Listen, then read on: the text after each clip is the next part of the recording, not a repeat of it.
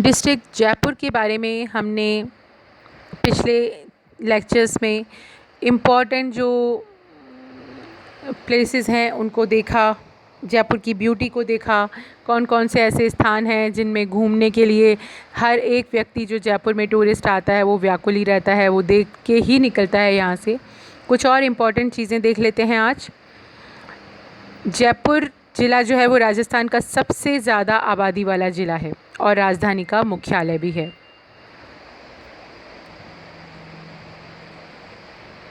जयपुर के सीमा क्षेत्रों के बारे में हमने पिछले लेक्चर में डिस्कस किया था। हमने पढ़ा था कि इस ज़िले के उत्तर में है सीकर और हरियाणा राज्य की सीमाएं, दक्षिण में टोंक, पूर्व में सवाई माधोपुर और अलवर और पश्चिम में नागौर और अजमेर ज़िले की सीमाएं यहाँ से लगती हैं। ज़िले का जो पूर्वी और उत्तरी क्षेत्र है उसमें अरावली पर्वत की श्रृंखलाएं हैं। जयपुर ज़िले में नदी और झीलों के नियमित स्रोत नहीं हैं, तो पानी के लिए ज़्यादातर वर्षा के ऊपर ही निर्भर रहना पड़ता है। जयपुर ज़िले में कोई भी 12मासी नदी नहीं है। कुछ नदियां हैं जैसे बाणगंगा, डूंड, साहिबी, बांडी, लेकिन ये वो हैं जो 2-3 माह तक ही बहती हैं। यदि हम प्राकृतिक झील के रूप में किसी झील का नाम लें तो सांभर लेक, यहाँ की जो सांभर लेक है वो बहुत महत्वपूर्ण है और यहाँ का जो नमक का बहुत बड़ा स्रोत सांभर लेक है। अगर बांधों के बारे में बात करें हम जयपुर के, तो जमवा रामगढ़, कालाखो और फागी, ये वो बांध हैं जो जयपुर के फेमस बांध हैं, जिनमें जमवा रामगढ़ का नाम बहुत प्रसिद्ध है।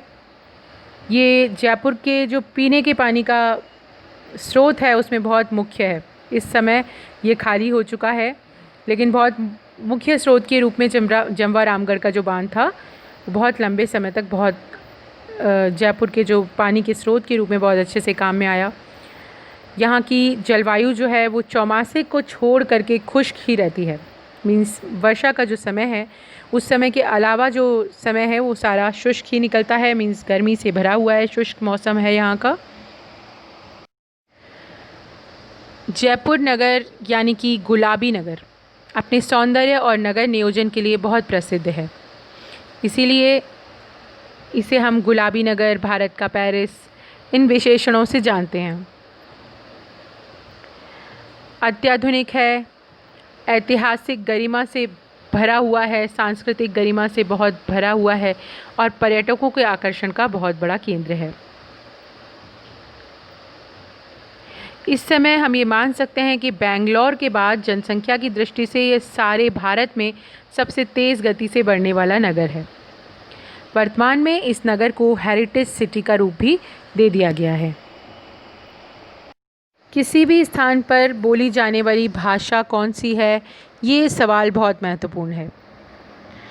सवाल आपके सामने ना भी आए तो भी आपको जनरल जानकारी होनी चाहिए। पर्टिकुलर जिन भी ज़िलों के बारे में हम पढ़ते हैं वहाँ पर कुछ विशेष भाषाएं प्रचलित हो जाती हैं, जो हमने हिंदी की भाषा और बोलियों वाले चैप्टर में ही पढ़ा था कि पर्टिकुलर स्थान पर जो फेमस हो जाती हैं वो भाषाएं होती हैं अलग अलग। जैसे नागौर में मारवाड़ी है, लेकिन अगर जयपुर की बात करें तो यहाँ पर ढूंढाड़ी भाषा जो है वो, और इसके अलावा हिंदी भाषा, यही भाषाएं हैं जो कि बोली जाती हैं।